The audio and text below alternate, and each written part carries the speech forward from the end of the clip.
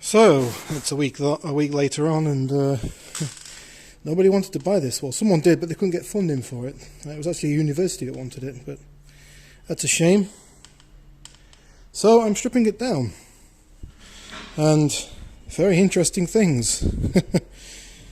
Yeah, so that was indeed the combustion chamber, which I thought it was. There's some very nice scoring inside that bore. You can see a lot of it's water, but there is scoring in there. You can see down that side there's a good score, and I believe that comes from this gudgeon pin here, which is the wrist pin or the gudgeon pin, whatever you want to call it, which is just pushed in, not got any retainers. Although I must admit it is made out of nylon. And it does look like it's got an oil gallery in that, so yeah, it should probably float on that. Let's take that out. Although there's no hole in the middle for it to get oil from. Just a single piston. What size is that? That's probably only what? A 300cc?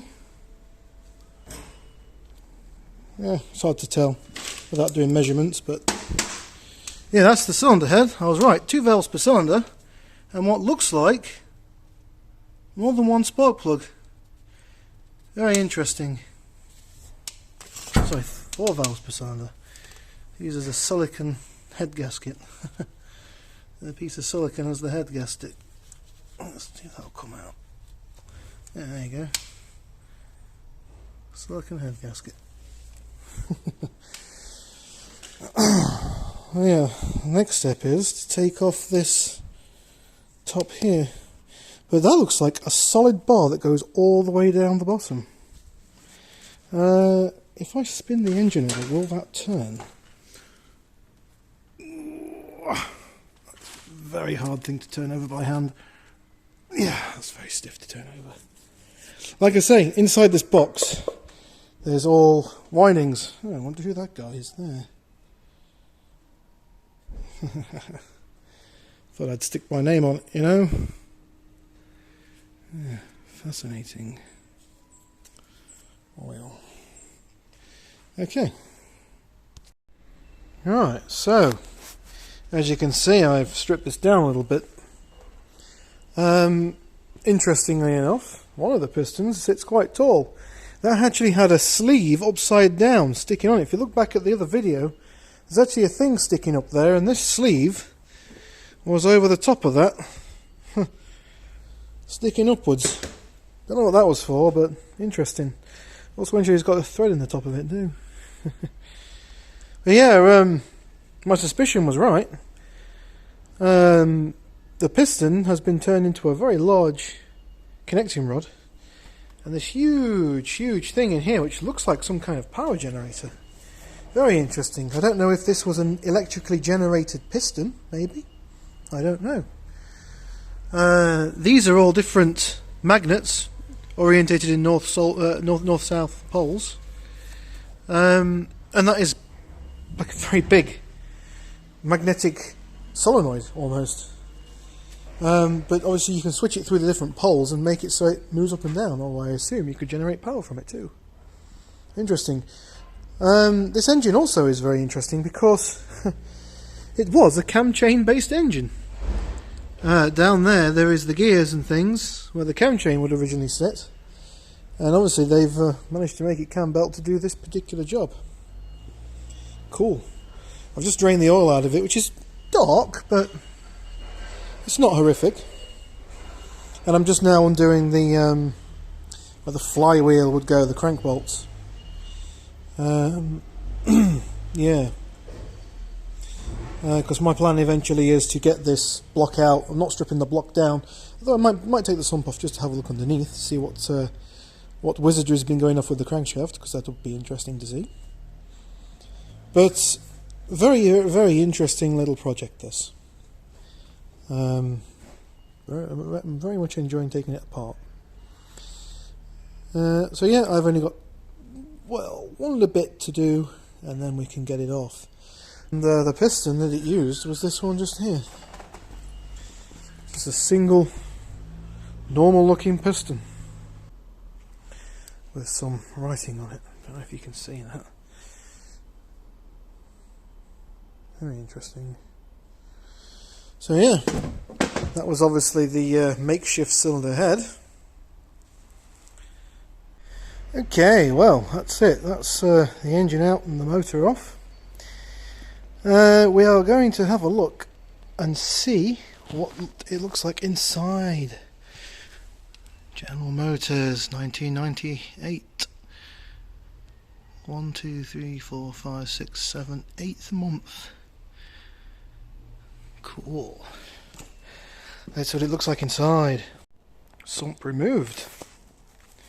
Ooh. I must admit, I like what they did to keep pressure in the crank, you know, in the oil galleries. They just put a a little hose clamp around that. But yeah, they're definitely you can't really see, it sucks, but they're definitely interesting crankshaft, what do they call it? End caps, big end caps. Yeah, there you go. Look, there's the would have been the timing chain gear. I wonder how hard this would be to take off. Would it be hard to take off? Let's just have a look, shall we? So that's the cam retainer, so the crank retainer in. I don't know if that's what you call it, but that's what I'm going to call it. And this is the inside. This is the crankcase. Ooh. So it looks like the oil pump's built into the front of the engine. What's the journals like?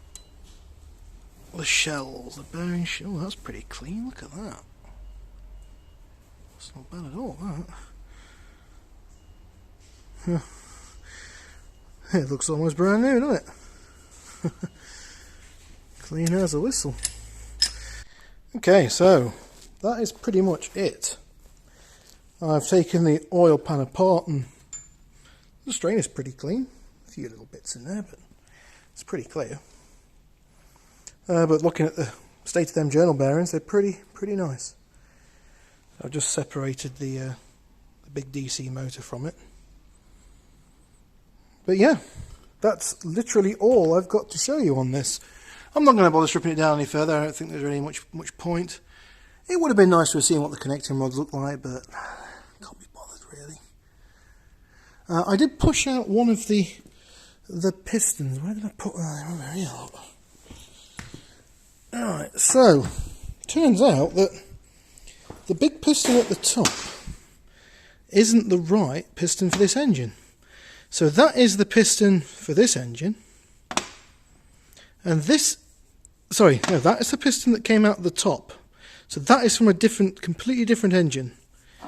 That is the piston from out of the block. So, and you can see there's a big difference in size there. Can we get some decent light? There we go.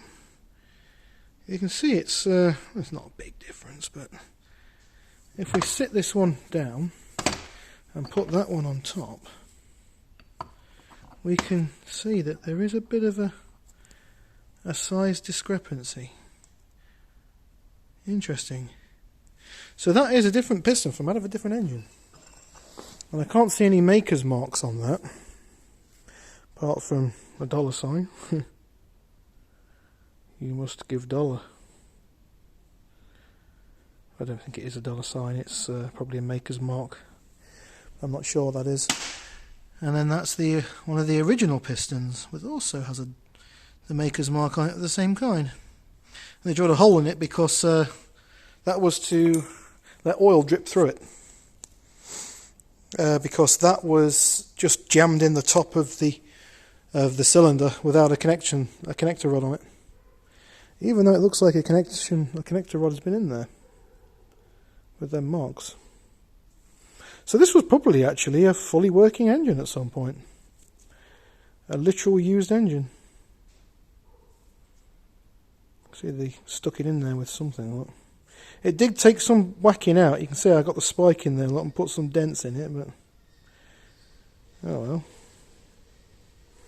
Interesting all the same though. Very interesting. But yeah, that's all I've got to show you on this engine. If anybody knows what this was, what engine it was out of and various other things, please let me know, because I'm interested to know. All I can tell you is that it had a Lotus badge on an exterior part of the engine, as you saw in the beginning of the video. And the engine is made by General Motors, GM. There's not really any other maker's marks on it, unfortunately, that I can see. I don't know if there's any on this. I could, you know, not be lazy and just Google it. But where's the fun in that, huh? There we go. That's all there is. Interesting. Alright. Thank you very much for watching. I've got oily hands now and I don't really want to touch my phone. I will see you on the next video. Peace out, everyone.